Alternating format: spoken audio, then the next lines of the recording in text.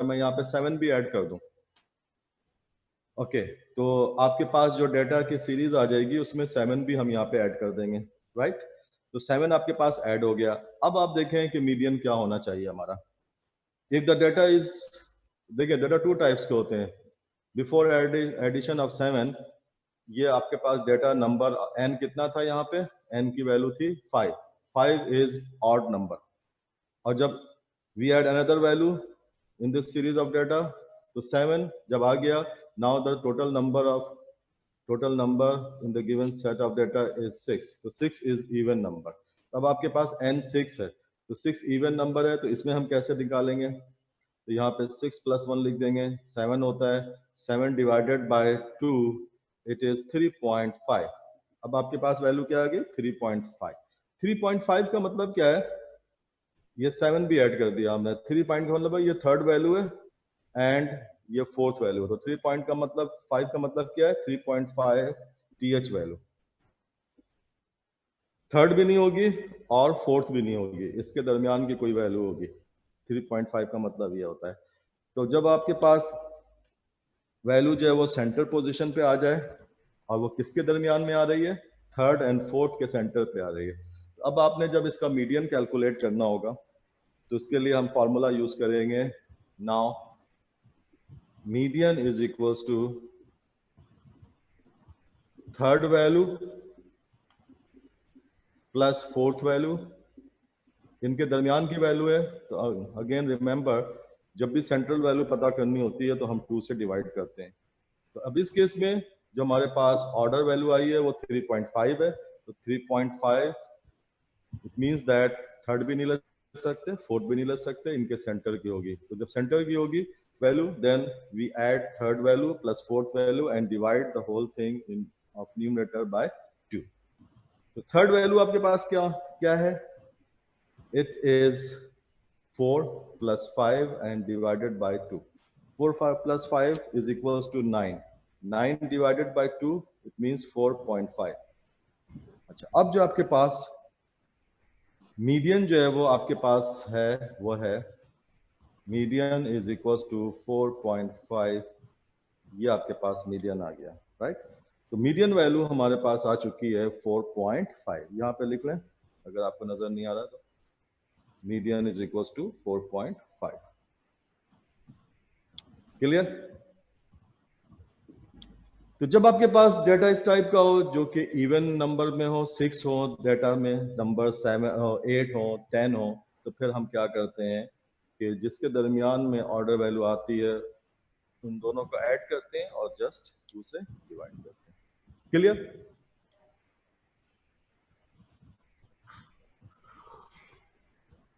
Okay fine. तो ये था मीडियन फाइंड करने का method when the data is primary. Primary का मतलब क्या होता है? Non tabular. नॉन टेबुलर में जिसमें रोज एंड कॉलम्स नहीं होते।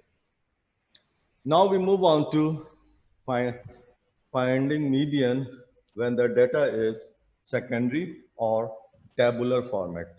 जो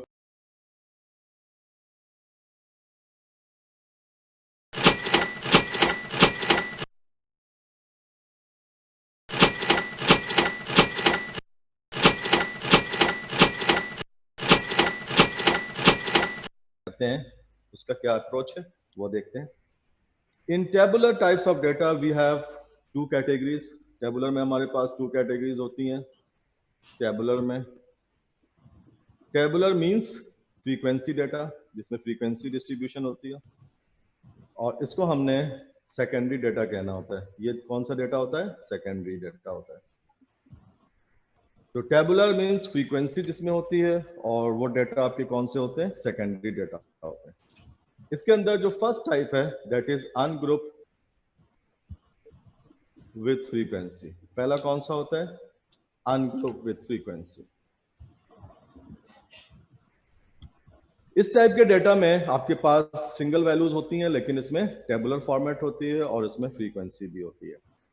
हमने क्या करना होता है, if you remember in mode, कि हम क्या करते थे जब मोड होता था, जब मोड में हमने अनग्रुप विथ फ्रीक्वेंसी में हमने मोड फाइंड किया था, तो हमने सबसे पहले मॉडल क्लास हमने फाइंड की थी। तो first we find the modal class. तो मॉडल क्लास जो है वो कौन सी क्लास होती है? मोड में क्या था? The class which contain highest frequency we have taken as a modal class in the method of mode. But over here यहाँ पे हमने वो मेथड यूज नहीं करना है जो आपने मोड में यूज किया था। यहाँ पे क्या करेंगे? मॉडल क्लास के लिए,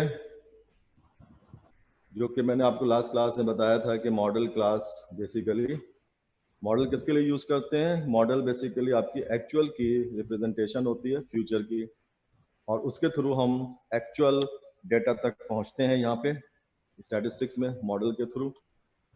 तो मॉडल हम कैसे निकालेंगे मीडियन की मॉडल क्लास? उसके लिए हमने सेम फार्मूला जो हमने अभी यूज किया ऊपर, वही फार्मूला हमने यूज करना है और यहाँ पे लिखना है median model class. Okay, primary data में हमने फार्मूला क्या यूज किया था? n+1 divided by 2, right? तो यहाँ पे हमने क्या करना है, जब डेटा आपके पास फ्रीक्वेंसी वाला आ जाएगा तो n विल रिप्लेस विद, किसमें हमने n को रिप्लेस करना है? वो रिप्लेस करना है आपने समेशन ऑफ f। n जो है वो किस में रिप्लेस हो जाएगा? वो रिप्लेस हो जाएगा समेशन ऑफ f में रिप्लेस हो जाएगा n की वैल्यू जो है, राइट? तो समेशन ऑफ f का मतलब है फ्रीक्वेंसी का सम, राइट? और उसके बाद हमने इस फार्मूले के थ्रू हमने कहाँ एंटर होना है? मॉडल क्लास में। और उसके लिए वी क्रिएट, उसके लिए हमने क्या करना है कि एक CF कॉलम यूज करते हैं। इसको कहाँ चेक करना है? इसकी चेकिंग करनी है CF कॉलम में, CF column.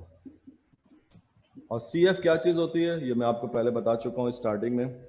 C stand for cumulative और F stands for frequency, cumulative frequency. We add another column for finding model class in median by adding CF column. इसमें हम CF column भी बनाते हैं, जबकि मोड में हम जो है वो CF column नहीं बनाते थे, जबकि यहाँ पे हमने CF column जो है वो बनाना है, राइट? तो CF column कौन सा column होता है? वो कहलाता है क्यूमुलेटिव फ्रीक्वेंसी कॉलम। तो क्यूमुलेटिव फ्रीक्वेंसी हमने यहाँ पे कंस्ट्रक्ट करनी होती है, बनानी होती है। तो इसके लिए हम एक एग्जाम्पल करते हैं और इसके थ्रू हमने इस क्वेश्चन को देखना है एक्चुअली किस तरह से ये वर्क होता है, इसमें जब डेटा आपके पास अनग्रुप विद फ्रीक्वेंसी होता है। ओके, सो ये नोट कर लीजिए, ये फार्मूला लिख लें।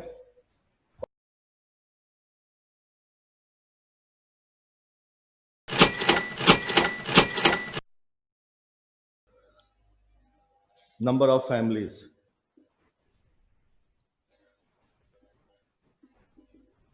जो कि फ्रीक्वेंसी कॉलम कहलाता है। Number of child 0, 1, 2, 3, 4 and 5। Tabular data है। जी हाँ, टेबुलर है। 5, 17, 14, 11, 6 एंड 4। लुक, इस डेटा में आप देखें कि कोई डेटा हमने गैदर किया है किसी लोकेलिटी का, किसी एरिया का, जिसमें number of child 0, contain how many families? 5 families ऐसी जिनके नंबर ऑफ चाइल्ड 0 हैं, नन। 1 चाइल्ड जिनके हैं उन नंबर ऑफ फैमिलीज कितनी है? 17। 2 चाइल्ड वाली नंबर ऑफ फैमिलीज उस लोकेलिटी में कितने हैं, कितनी फैमिलीज हैं? 14। जिनके 3 चाइल्ड हैं, नंबर ऑफ फैमिलीज हैं 11। जिनके नंबर ऑफ चाइल्ड कितने हैं? 3। 4 चाइल्ड वाले जो फैमिलीज हैं वो 6 हैं और 5 वाले 4। अब आप देखिए कि जैसे जैसे नंबर ऑफ चाइल्ड